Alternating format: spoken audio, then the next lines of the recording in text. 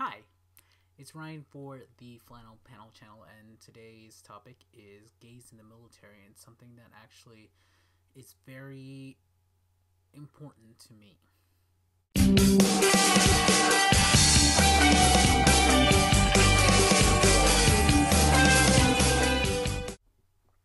Now you're wondering, why is this important to me? It's important to me because when I was in college and I was student teaching, I had a class of ROTC students. Some of who were gay, some of who were straight, some who just wanted to be in the military so that they could pay for college. And I really have a stake in this because out of those 42 students, 33 of them had died in the war. I'm not going to say who, but 8 of those students, of the 42, had admitted to me at some point that they were gay.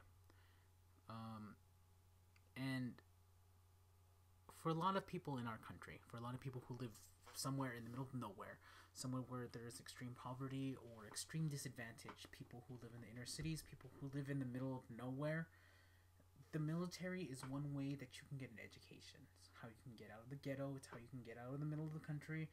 It's a step up for a lot of Americans. I'm not necessarily one of them, but I understand the situations that happen. My parents came from humble beginnings. They came to the United States with one screaming child, who was 2 years old, $25 in their pockets, but they had their American passport because my father was in the Navy. And for all the people who are American already, and for all the people who are in the military, they understand that there is a certain pride there. There is a certain bravado there that you're allowed to, at least now, maybe not before, hold your head higher if you were in the military than any normal citizen. They know what it is to fight for American democracy, and they will follow orders to death. And they have and will do that for years to come. But this isn't about the military. This is about gays in the military. And I can share with you a few stories that I have from people who were in the military. There have always been gays in the military since World War II. A lot of the people in the Hawaii offices who were women were lesbians. The Secretary Corps had a lot of lesbians in them. In the Vietnam War, it was not necessarily said, but it was well known that if you were a man and you were a nurse, you were also probably gay. It's not necessarily mutually exclusive, but it was something that happened during the Vietnam War. And my dad told me about it. Not that he's gay or anything, but obviously because he's had children. We've gotten to the point where it's don't ask, don't tell. The problem with don't ask and don't tell in the United States is that with don't ask, don't tell, if something violent happens to you, or assaulted, you were raped, something like that, and the military asks. I mean, it's one of the only few times that the military can ask because it's illegal otherwise. Were you raped because you were gay? Were you attacked because you were gay? If you say yes, that's the end of your military career. You get dishonorably discharged, and that's the end of that. You lose all benefits. You don't get pension. You don't get benefits. You don't get education benefits. You don't get medical benefits. You don't get anything. It's as if you never existed in the military, even if you've been there forever. And I find that wrong.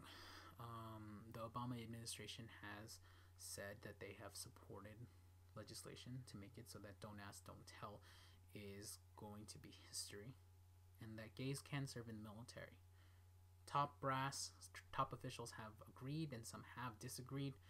But if you look at other countries, if you look at other places in the world where there is no such thing, there is no don't ask, don't tell, and it is not a situation where people need to be asked, they have perfectly competent militaries.